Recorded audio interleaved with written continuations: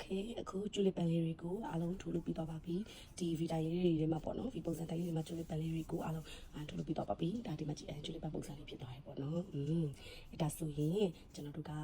အခုတစ်ခေါက်ဒီချီလေးကိုချိန်ဝမ်းလေးထိုးပြီးတော့မှချီစားလေးကိုဖြတ်လိုက်ပါမယ်ဒါဆိုရင်နောက်ထပ်တစ်ဆင့်ပေါ့နော်ဆက်ပြီးတော့ထိုးဖို့ပေါ့နော်ချီစားလေးကိုဖြတ်လိုက်ပါမယ်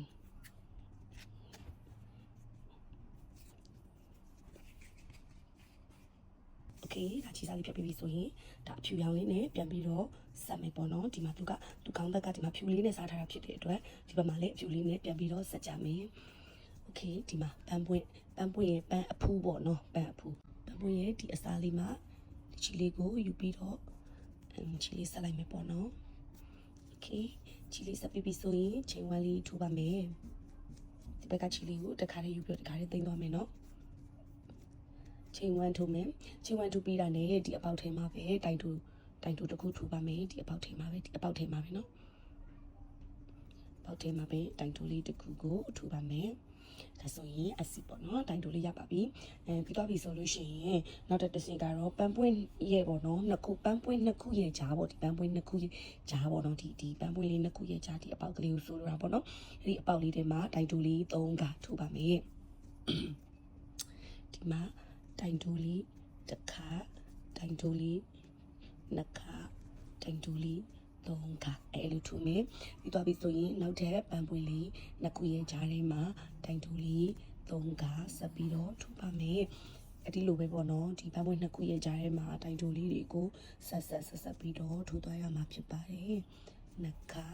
သုံးခါပြီးဆိုရင်ချီစားလေးတစ်ခါလေးသိမ်းသွားမယ်နော်ပြီးဆိုရင်ဒီပန်းပွင့်နှစ်ခုရဲ့ကြားထဲမှာတိုင်တူလေးတစ်ခါနှစ်ခါသုံးခါအဲ့လိုမျိုးခြားထဲမှာဒီလိုမျိုးပန်းပွင့်လေးတွေရဲ့ခြားထဲမှာပေါ့နော်တိုင်တူလေး3ခါစီအစုံထိထိုးသွားပါမယ်ထိုးပြီးရင်ပြန်တွေ့မယ်နော်โอเคပန်းပွင့်ခြားထဲမှာတိုင်တူလေးတွေ3ခုစီအစုံထိထိုးပြီးသွားပြီဆိုရင်ဒီနောက်ဆုံးပေါ့နော်တိုင်ရှင်လေးတစ်တိုင်းကျန်နေတဲ့အပေါက်ကလေးမှာအစီတိုင်တူလေးတစ်တိုင်းထိုးပါမယ်နောက်ပြီးလို့ရှိရင်တော့ဒီဘက်ကိုပြန်ဆက်ပြီးတော့သွားပြီပေါ့နော်ဒါကျိုးလေးတက်ရမယ်အပန်းကိုရောက်သွားပြီပေါ့ဒီမှာကြည့်လိုက်ခေါင်းဘက်လေးကတော့ရအောင်လက်ပတ်သွားပါပြီဒီမှာအရွက်ကလေးနှစ်ခုကြားထဲမှာကျိုးလေးပန်းလေးပွင့်နေတဲ့ပုံစံလေးပါဒါဆိုရင်ဒါသူ့ရဲ့ဘေးမှာပေါ့နော်ဒီတိုင်လေးရှိတယ်ပေါ့လေဒါတိုင်ရှိတိုင်ထိုးထားခဲ့တဲ့တိုင်လေးပေါ့လေအဲ့ဒီတိုင်လေးမှာချိန်မဟုတ်ဘူးတိုင်တူ3ခါထိုးပါမယ်တစ်ခါနှစ်ခါ3ခါပြီးသွားပြီဆိုရင်ဒီမှာနောက်ထပ်ဒီဘက်ပေးမှာအပေါက်ရှိတယ်ဒီအပေါက်မှာတစ်ခါတိုင်တူ3ခါထိုးပါမယ်ဒီမှာဒီအပေါက်လေးမှာပေါ့နော်တိုင်တူ3ခါထိုးပါမယ်တစ်ခါ3ခါတိုင်တူ3ခါပါတိုင်တူ3ခါပြီးသွားပြီဆိုပထမဦးဆုံးစားခဲ့တဲ့အပေါက်ပေါ့နော်ဒီအပေါက်လေးမှာရှက်ကောလေးနဲ့ဆက်ပါမယ်ရှက်ကောလေးနဲ့ဆက်လိုက်ပါမယ်ရှက်ကောလေးနဲ့ဆက်ပြီးတော့ပြီဆိုရင်ချိန်ဝမ်းတက်ပါမယ်ချိန်ဝမ်းတက်ပြီးသွားပြီဆိုရင်ပြန်ပြီးတော့လဲပါမယ်ထိုင်ပေါ့နော်ဒီဘက်ကိုပြန်လဲမယ်လဲပြီးသွားပြီဆိုရင်တစ်ပေါက်ကိုကြော်မယ်ပေါ့နော်သူတီချီထွက်ခဲ့တဲ့ဒီအပေါက်ကိုကြော်ပြီးတော့မှသူ့ရဲ့ဘေးအပေါက်မှာအစီတိုင်တူတစ်ခါပြီးရင်ဘေးပေါက်မှာတိုင်တူနှစ်ခါပြီးရင်ဘေးပေါက်မှာတိုင်တူ3ခါပြီးရင်ဘေးပေါက်မှာတိုင်တူ4ခါပြီးရင်ဘေးပေါက်မှာတိုင်တူ5ခါပြီးရင်ဘေးပေါက်မှာတိုင်တူ6ခါအားလုံးတိုင်တူ6ခါထိုးပါမယ်ထိုးပါပြီဆိုရင်နောက်ထပ်ချိန်တစ်ခါတက်မယ်ပြီးတော့ပြန်လဲမယ်ဒါကျိုးလေးဒီလိုတက်မှာပေါ့နော်အဲ့ဒါဆိုရင်ပြန်လဲမယ်ပြန်လဲပြီးသွားပြီဆိုရင်ဒါတစ်ခုကြော်မယ်ဒီမှာဒီတစ်ပေါက်ဒီတူစပြီးတော့မှထိုးခဲ့တဲ့ဒီအပေါက်ကိုကြော်ပြီးတော့မှဒုတိယတစ်ပေါက်ကနေစပြီးတော့မှတိုင်တူလေးတစ်ခါနှစ်ခါနောက်ထပ်ဘေးပေါက်မှာ3ခါနောက်ထပ်ဘေးပေါက်မှာ4ခါနောက်ထပ်ဘေးပေါက်မှာ5ခါတိုင်တူ5ခါထိုးပါမယ်ပြီးရင်တစ်ခေါက်ချိန်ဝမ်းတက်မယ်ပြီးတော့ထိုင်ပြန်လဲမယ်လဲပြီးသွားပြီဆိုရင်ဒီမှာသူရဲ့အပေါက်ကိုတစ်ပေါက်ကြော်မယ် skip 1ပြီးတော့နောက်ထပ်တစ်ပေါက်ကနေပြီးတော့မှတိုင်တူတစ်ခါနှစ်ခါ3ခါ4ခါသူကတစ်ပေါက်ကိုကြော်သွားတာဖြစ်တဲ့အတွက်တိုင်တူကတဖြည်းဖြည်းနဲ့ရော့သွားမှာပေါ့နော်5ခါပြီးတော့ဒါတိုင်တူ4ခါပြီးရင်3ခါ2ခါတစ်ခါလို့ကြော်သွားမှာပေါ့နော်ဒီမှာချိန်ဝမ်းတက်မယ်ပြန်လဲမယ်ဒီတစ်ပေါက်ကိုကြော်မယ်ကော4ခါပြီးတော့3ခါပဲကျန်မှာပေါ့နော်ဒီမှာတစ်ပေါက်မှာတိုင်တူတစ်ခါဒီမှာတိုင်တူ2ခါဒီမှာတိုင်တူ3ခါပြီးတော့ပြီဆိုရင်ချိန်ဝမ်းတက်မယ်ပြန်လဲမယ်ဒီတစ်ပေါက်ကိုကြော်မယ်ဒီမှာတိုင်တူတစ်ခါတိုင်တူက2ခါ ပြီးရင်ချိန်ဝမ်းတက်မယ်ပြန်လဲမယ်တစ်ပေါက်ကိုကြော်မယ်နှစ်ခါပြီးဆိုတော့ဒီမှာတောက်ဆုံးတိုင်တူတစ်ခါအဲ့မှာတိုင်ပေါ့နော်အစီတစ်ခါပဲထိုးပြီးသွားပြီဆိုလို့ရှိရင်ဂျိုးလေးတက်တော့မယ်ဂျိုးကတော့ကိုလိုချင်တဲ့လောက်ရှည်တော့လို့ရပါတယ်မမေကတော့ဒီမှာချင်းကိုခု60ထိုးပါမယ်ချင်း60ထိုးပြီးသွားရင်ကောင်းမှာပေါ့ပတ်ကြည့်ပေါ့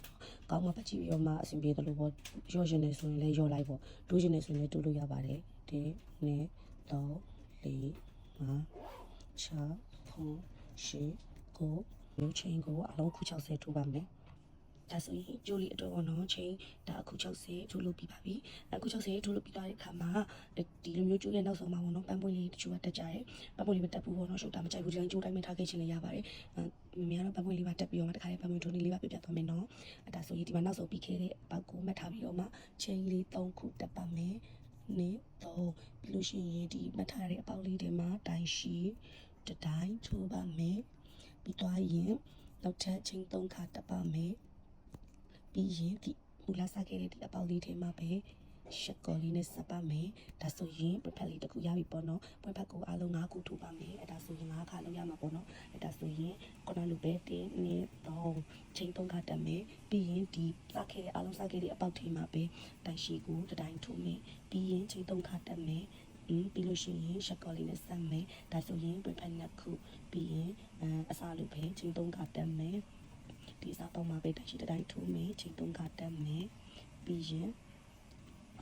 ရှက်ကော်လေးနဲ့ဆက်မယ်ပွင့်ဖက်3ခုရသွားပြီနော်အဲ့ဒါမျိုးကိုပွင့်ဖက်လေးကို9ခုလုပ်ပါမယ်ဒီပွင့်ဖက်လေးကိုမထည့်ချင်ရင်လည်းရပါတယ်နော်တချို့ကြတော့လေပွင့်ဖက်လေးထည့်ပြီးတော့မှထိုးကြရပေါ့လေလာအောင်တချို့ကြတော့လေပွင့်ဖက်ရှုပ်တာမကြိုက်တဲ့လူကြတော့လေမထည့်ပဲထိုးသွားလို့အဆင်ပြေပါတယ်ဒါပေမဲ့ကအလုံးပေါ့နော်လာအောင်ပြေဆုံးသွားအောင်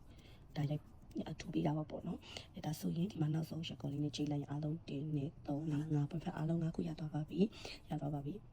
အဆိုရင်ပန်းပွင့်လေးရသွားပြီဆိုရင်ချိန်ဝမ်းလေးတက်ပြီးတော့မှချီစားလေးကိုဖြတ်လိုက်ပါမယ်ဒါဆိုရင်ဒီဘက်မှာပေါ့နော်ဒီဂျိုးလေးကရသွားပြီပေါ့နော်ဒီဘက်မှာဒီဘက်တစ်ဖက်ချန်ဒီဘက်တစ်ဖက်ကိုလည်းခုနကတော့ပြောထားရပြထားတဲ့အတိုင်းပေါ့နော်ဒီဘက်မှာလည်းဂျိုးလေးကိုတက်ပါမယ်ကဲအဲ့ဒါဆိုရင်ဂျိုးလေးကိုတက်ဖို့ဆိုရင်ကဲဒီဘက်ကိုတက်ပြလိုက်မယ်နော်ဒီဘက်ကနေပြောတာပထမဆုံးဆက်ပြလိုက်မယ်နော်ဒီလိုလေးဒါပြောင်းချီလေးဆက်ပြီးတော့ချိန်ဝင်တက်လိုက်မယ်ပေါ့နော်ချိန်ဝင်တက်ပြီးရင်သူကဒီမှာပေါ့ဒီအပေါက်မှာချိန်3ခါစီထိုးမှာပေါ့နော်ချိန်3ခါစီထိုးမယ်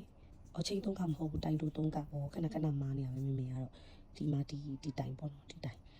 မြင်ရလားမသိဘူးဒီတိုင်မှာတိုင်တူလေး3ခါထိုးမယ်တစ်ခါ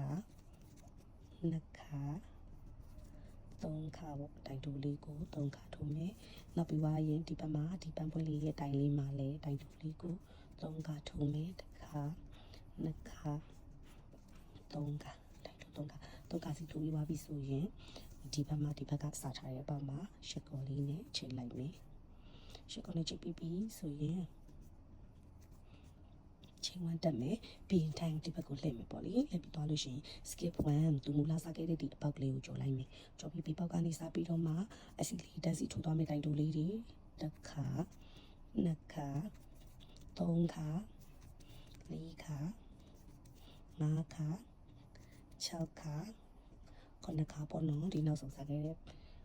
နောက်ဆုံးစားခဲ့တဲ့ဟာပါတော့6ခါပဲထိုးရမှာပေါ့နော်ဒီမှာအဲ့ဒါဆိုရင်1 2 3 4 5 6ခါအတွက်တန်းလိမ့်မယ်မလားစားတဲ့အပေါက်ကိုကြောပြီးတော့မှပြီးမှ6ခါပြီးတော့5ခါပေါ့နော်တစ်ခါနှစ်ခါ3ခါ4ခါ5ခါပေါ့ပြီးသွားပြီဆိုရင်ချိန်ဝမ်းမယ်ပြီးလို့ရှိရင်ပြန်လဲမယ်တစ်ပေါက်ကိုကြောမယ်4ခါတစ်ခါနှစ်ခါ3ခါ4ခါ5ခါပြီးတော့4ခါပြီးတော့3ခါလာမယ်ချိန်ဝမ်းတစ်ပေါက်ကိုကြောမယ်တစ်ခါနှစ်ခါ3ခါโอเคပြီးရင်ချိန်ဝမ်းတစ်ပေါက်ကိုကြောမယ်3ခါပြီးတော့2ခါပေါ့နော်တစ်ခါနှစ်ခါโอเคပြီးတော့ချိန်ဝမ်းပြီးတော့ပြန်လဲမယ်တစ်ပေါက်ကိုကြောမယ်2ခါပြီးတော့တစ်ခါပြီးသွားပြီဆိုရင်အလုံးကျိုးလေးတော့ချိန်60ပေါ့ဟိုဘက်မှာလည်း60ထိုးခဲ့ရင်ဒီဘက်မှာလည်း60ထိုးပါမယ်1 2 3 4 5 6ကုန်ရှိ90ချိန်60ကထိုးပါမယ်ချိန်60ပြီးသွားပြီချိန်60ပြီးသွားရင်ဟိုဘက်ကလို့ပဲဒီပတ်ပွေးလေးတက်မယ်နော်ပတ်ပွေးလေးတက်မယ်ဆိုရင်ဒီချိန်ဒီအပေါက်နောက်ဆုံးပြီးတဲ့ပေါက်လေးကိုမှတ်ထားမယ်ဒီနေ3ချိန်3ကတက်မယ်ဒီမှတ်ထားတဲ့ပေါက်လေးတွေမှာတိုက်ရှိလေးတစ်တိုင်းထိုးမယ်ပြီးရင်နောက်ထပ်ချိန်3ကတက်မယ်ဒီအပေါက်ထဲမှာပဲရှက်ကော်လေးနဲ့ဆက်မယ်ဒါဆိုပွင့်ဖက်လေးတစ်ခုအဲ့လိုပဲပွင့်ဖက်လေးဟိုဖက်လိုပဲ5ခုရှာအောင်ထူသွားပါမယ်နော်โอเคပွင့်ဖက်လေး5ခုရသွားပြီပေါ့နော်ရတဲ့အခါကျလို့ရှိရင်ချိန်ဝမ်းလေးတက်ပြီးတော့မှ ချီစားလေးကိုဖြတ်လိုက်မယ်โอเคဖြတ်ပြီးဆိုရင်ဒီမှာဒါဆိုရင်ကျွေးလက်ကောင်းဘက်လေးပြီးတော့ပါပြီကျွေးလက်ရှုပ်နေပါပြီကျွေးလက်ကောင်းဘက်လေးပြီးတော့ပါပြီဒါပေမဲ့ဒီနောက်မှာပေါ့နော်ဒါကတော့အတိတ်ဘက်ပေါ့အတိတ်ဘက်ဒီမှာဖူးလေးအတိတ်ဘက်ပေါ့ဒီဘက်ကတော့ဒါပြောင်းပြန်ဘက်ပေါ့ဒီမှာချီစားလေးရှိအကျန်ခဲတဲ့ဟာလေးဒါလေးအကုန်လုံးပကြီးလေးနဲ့ညက်ပြီးတော့မှချီစားလေးတွေကိုအကုန်လိုက်ပြီးတော့အဆုံးသတ်မယ်ပေါ့နော်ချီစားလေးတွေကိုရှင်းခဲ့ပါမယ်ဒါလေးအကုန်ချီစားလေးတွေကိုရှင်းလိုက်ပါမယ်โอเคချီစားလေးတွေရောအလုံးသိလို့ပြီးတော့တဲ့အချိန်မှာကျွေးလေးကောင်းစီလှလှလေးရတော့ပါပြီရှင်အားလုံးပဲဒီဗီဒီယိုလေးကိုကြည့်ပြီးတော့မှကောင်းစီလှလှလေးတွေဖန်တီးပေါ်ပေါ်နိုင်ကြပါစေလို့မမေကနေစတောင်းပေးလိုက်ပါရေဒီမှာရန်ကူလာပါရေဒီမှာကြည့်ပတ်ပွင့်လေးပေါ့နော်ဒါတက်ထားရောနော်ဒီမှာဒီနေရာလေးမှာပေါ့နော်ကြိုက်တဲ့အရာလေးထိုးလို့ရရင်မင်းဆိုရင်ခရမ်းရောင်လေးတွေတို့ပေါ့နော်ကာလာလေးတွေလေးအဝါတို့ခရမ်းတို့နောက်ပြီးလီညိုလေးတွေဆူဆူလေးတွေပေါ့နော်အဲ့လိုမျိုးအရောင်လေးတွေကိုထိုးရဲပေါ့နော်ပန်းရောင်လေးတွေတို့ဆိုအရန်လှပါရေအဲ့လိုလေးထိုးလို့ရပါတယ်အရန်လှပါရေယူလိုက်ကဗလေးရသွားပါပြီအားလုံးပဲအဆုံးထိကြည့်ရှုပေးကြရဲမင်းရဲ့ချီရတဲ့သူတွေအားလုံးကိုကျေးဇူးများကြီးတင်ပါတယ်။အမေပိုင်စုပါမှတ်ထားပေးပါနော်။မင်းနောက်ထပ်ပညာဒါနဗီဒီယိုတွေအများကြီးကိုလည်းတင်ပေးသွားအောင်မှာဖြစ်ပါတယ်။အားလုံးကိုကျေးဇူးတင်ပါတယ်ရှင်။